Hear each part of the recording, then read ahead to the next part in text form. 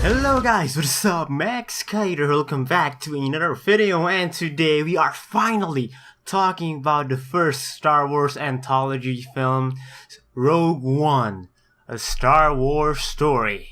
So this will be a non-spoiler review, so if you have not watched the movie, that's okay. I will not spoil a thing for you guys, so this is definitely the war movie that we wanted. And it's definitely dark, alright, like, it's dark as if, like, the stakes are real and people can actually die, and like, again, it's dark, not depressing. Now, Jyn Erso, played by the wonderful Felicity Jones, was great. And as we all expected, this was a much different heroine than what we got with Rey. She's rough, a bit more sarcastic, she's had a dark past and all, but the one thing that I was immensely and pleasantly surprised is she isn't so much as the lead character, not because I hate female characters, no, but she was overshadowed by someone that I liked even more, someone that honestly surprised me, and that is Diego Luna's character, Cassian Andor. He was not what I expected. They made him look like a really nice, soft guy in the trailers, but no, he is not that at all. I'm not gonna spoil it for you, but he has layers within him. He has, like Jyn, he has had quite a past. Again, that's all I'm gonna say. But he is my favorite character out of all the characters in this movie.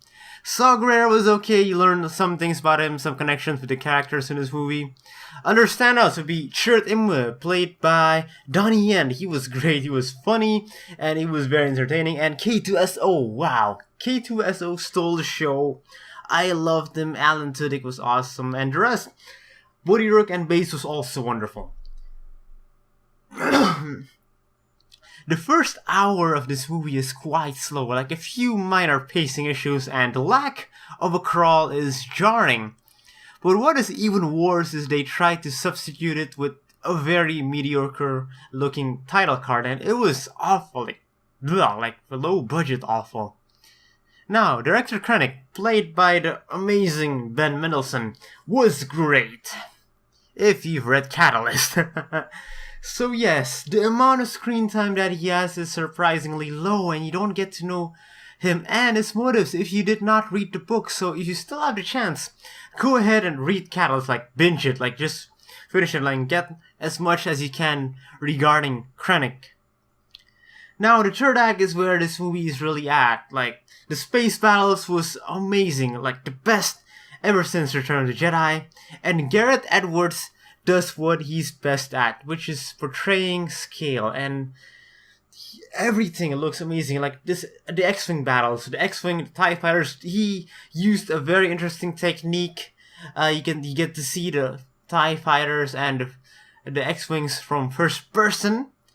And yes, I mean, this is something that we saw a bit in The Force Awakens, but this technique was used extensively in this movie. So yeah, and the stakes have never been higher, and this is the part of the movie where it gets brutal. People get killed, shot at, blown out of the sky, and it is definitely the Saving Private Ryan of Star Wars. And effects, let's talk about the effects and CGI.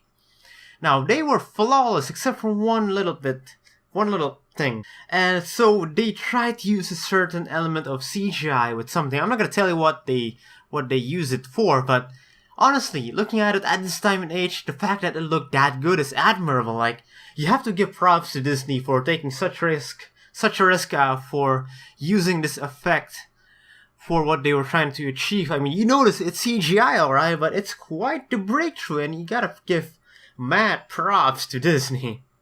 Now, Vader, the Dark Lord himself, he was used sparingly, and he has a good scene. A very good scene. A scene where my jaw dropped. That's it, I won't elaborate further.